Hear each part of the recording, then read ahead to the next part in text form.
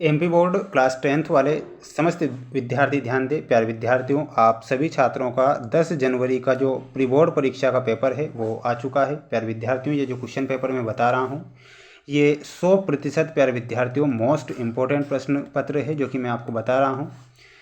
4 set paper मैं आपको बताऊंगा विज्ञान विषय के। अगर आपने ये 4 सेट पेपर प्यारे विद्यार्थियों परीक्षा से पहले लगा लिए तो वादा करता हूं कि प्यारे विद्यार्थियों 100% प्रश्न यहीं से बनेंगे। लेकिन 4 सेट पेपर को आपको कंपलसरी देखना है। मैंने आपसे अर्धवार्षिक परीक्षा में भी कहा था कि रियल पेपर के चक्कर में ना पड़े, लेकिन कई विद्यार्थियों ने उस बात को नहीं माना और सबसे कम नंबर लेकर आए।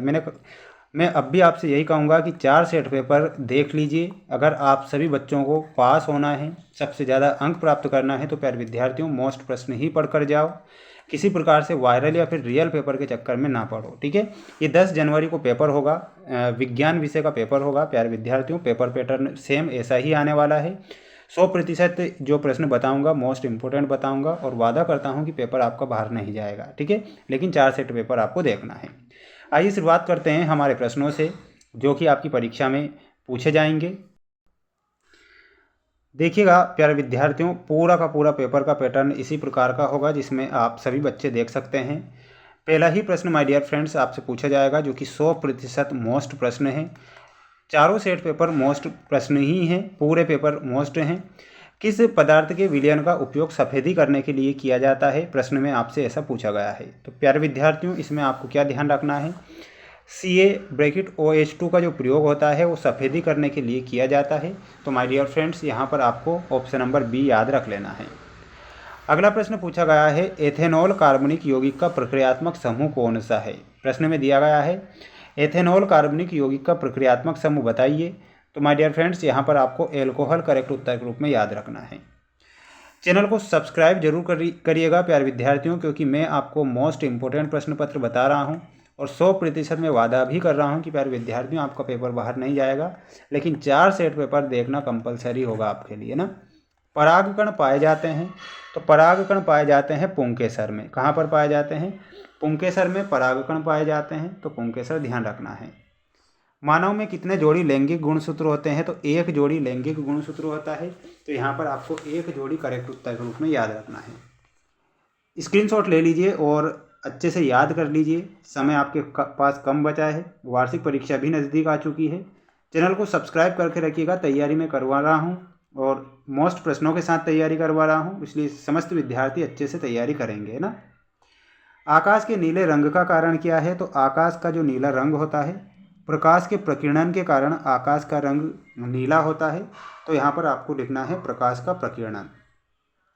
प्रतिरोध का मात्रक होता है, तो प्रतिरोध का जो मात्रक होगा ओम, प्रतिरोध का मात्रक होता है। तो यहाँ पर ओम ध्यान रखना है।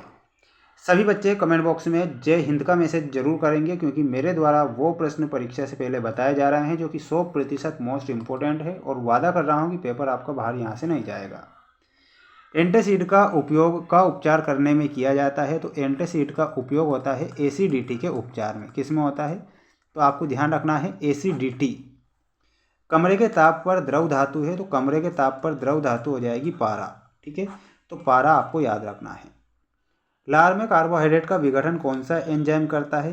तो उस एंजाइम का नाम है एमाइलेज एंजाइम। कौन सा है? तो यहाँ पर आपको एमाइलेज याद रखना है। के अणुओं में आनुवांशिक गुणों का संदेश होता है। किसके अणुओं में होता है? तो यहाँ पर ध्यान रखना है DNA के अणुओं में आनुवांशिक गुणों का संदेश होता है। गोलीय दर्पण की फोकस दूरी उसकी वक्रता त्रिज्या की होती है, तो उसकी वक्रता त्रिज्या की आधी होती है। यहाँ पर आपको आधी याद रखना है।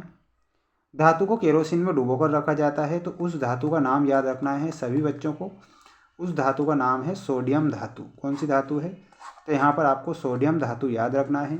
अब आप सभी बच्चे इसका स्क्रीनशॉट ले सकते हैं और अच्छे से इन प्रश्नों को याद कर लीजिए, क्योंकि पूरा पेपर मोस्ट इम्पोर्टेंट है जो कि मेरे ही द्वारा बनाया गया पेपर है और यहाँ से आपकी परीक्षा में 100% प्रश्न छपने वाले हैं। नेक्स्ट प्रश्न आप सभी छात्रों से पूछा गया है, सत्य असत्य चुनकर लिखिए में। Cu + O2 टू CuO एक संतुलित रासायनिक समीकरण है। तो यहाँ पर आपका पहला सत्य हो जाएगा, ठीक है। लिटमस पत्र एक संश्लेषित सूचक है। तो माय डियर फ्रेंड्स, इसमें आपको असत्य बताना है, ठीक है। यहाँ पर असत्य हो जाएगा। सक्रियता श्रेणी में धातुओं का क्रम विस्थापन अभिक्रिया पर आधारित होता है। बिल्कुल ये आपका सत्य होगा, तो सत्य याद रखना है। अनुमस्तिष्क मस्तिष्क के अग्रभाग में स्थित होता है, तो ये बिल्कुल आपका असत्य हो जाएगा। ठीक है, तो यहाँ पर क्या लिखना है? असत्य। ऊतक संवर्धन तकनीक अलैंगिक जनन का प्रकार है, तो ये बिल्कुल आपका सत्य है। जीन लक्षणों को नियंत्रित करते हैं, तो ये भी आपका क्या हो जाएगा? सत्य हो जाएगा। सभी बच्चों को स्क्रीनशॉट ले लेना है।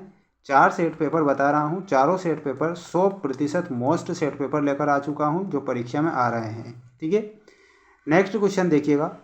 नेक्स्ट प्रश्न ये रहा आपकी स्क्रीन के सामने, सभी बच्चे देख सकते हैं, जिसमें आपको दी गई है जोड़ी। शुद्ध सोना माय डियर फ्रेंड, जो शुद्ध सोना होता है वो होता है 24 कैरेट का। ऑप्शन नंबर ई। टेस्टोस्टेरोन में आपको नर हार्मोन से मिलाना है। प्रतिबिंब में आपका रेटिना सही होगा। आवेश में आपको कूलाम से मिलाना है। ओजोन में अल्ट्रावायलेट किरणें होगा। मोतियाबिंद में आपका नेत्र लेंस हो जाएगा। तो ये आपकी जोड़ी हो चुकी है। आप अब सभी बच्चे इसका स्क्रीनशॉट ले सकते हैं, अच्छे से याद कर सकते हैं, क्योंकि ये सारे प्रश्न मोस्ट इम्पोर्टेंट ही बता रहा हूँ और 100% आपकी परीक्षा में यहाँ से प्रश्न बन जाएंगे। 4 सेट से तो कंपलसरी बन ही जाएंगे ना। द्विविस्थापन अभिक्रिया में अभिकारकों के बीच किसका आदान प्रदान होता है? तो यहाँ पर लिखना है आयनों का आदान प्रदान होगा। किसका होगा? आयनों का। कार्बन एवं उसके यौगिकों का उपयोग ईंधन के रूप में करते हैं, तो इसमें लिखना है दहन पर अत्यधिक ऊष्मा उत्पन्न करने के लिए। उत्सर्जन तंत्र की क्रियात्मक इकाई क्या है? तो उत्सर्जन तंत्र की जो क्रियात्मक इकाई है वो नेफ्रॉन है, तो यहाँ पर आपको नेफ्रॉन लिखना है। जीव में अर्धसूत्री विभाजन किस कोशिका में होता है? तो आपको लिखना है जनन कोशिका में। हीरे का अपवर्तनांक कितना होता है? 2.42। विद्युत ऊर्जा का व्यापारिक मात्रक क्या है? तो विद्युत ऊर्जा का व्यापारिक मात्रक हो जाएगा किलोवाट घंटा।